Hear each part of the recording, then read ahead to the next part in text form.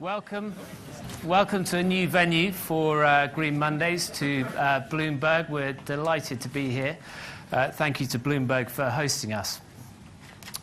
So our theme tonight is business as a force for good. And it's a subject that's increasingly being used by leaders who are seeing the alignment between doing good and doing well. Richard Branson, Yves Chouinard, David Jones from Havas, many of them are now talking about this alignment. And it's a very topical place to be. And I think for us, what we're seeing is a lot of it comes down to the difference between long-term thinking and short-term thinking and how you balance out those two areas. And I think what you're going to have tonight is somebody who has given this area a lot of thought. So it's an absolute delight for us to welcome Jeremy Darroch, the CEO of Sky, to Green Mondays. What can I tell you about Jeremy? He is the son of a tax inspector. He is the grandson of a miner. He became CFO of Sky in 2004. He took over as the chief executive in 2007. Now, since 2007, Sky's share price has risen 47%. The FTSE 100 has fallen by 2%. And the media index has risen by 40%, although a lot of that rise has actually come from Sky itself. So I think there's little doubt that Sky, under Jeremy's tenure, has done well. What you will base your opinion on tonight, I imagine, is the commitment to doing good. And I'll let you guys make your minds up. But I wrote a blog a couple of weeks ago where we looked at Sky from a number of angles, including our head office toilet test. And you're probably wondering what our head office toilet test is, so I'll tell you.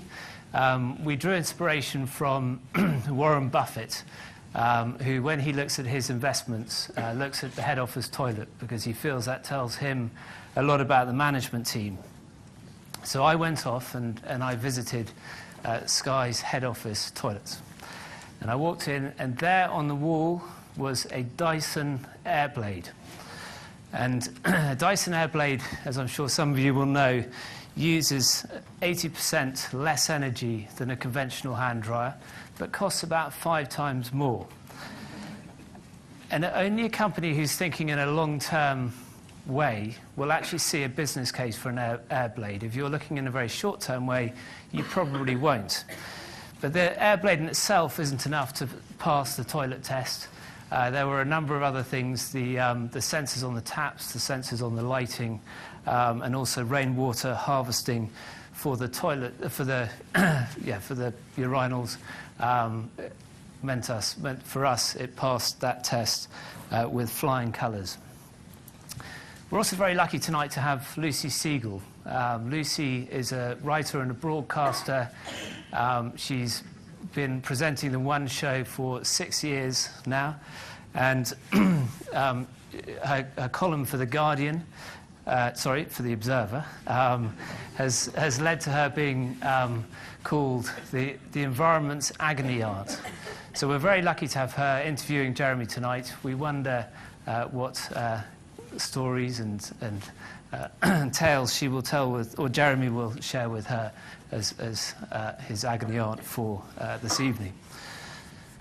So the format is I will hand over to you in a second to a video which Sky have put together, which will hopefully quickly explain Sky's business to you and their sustainability strategy.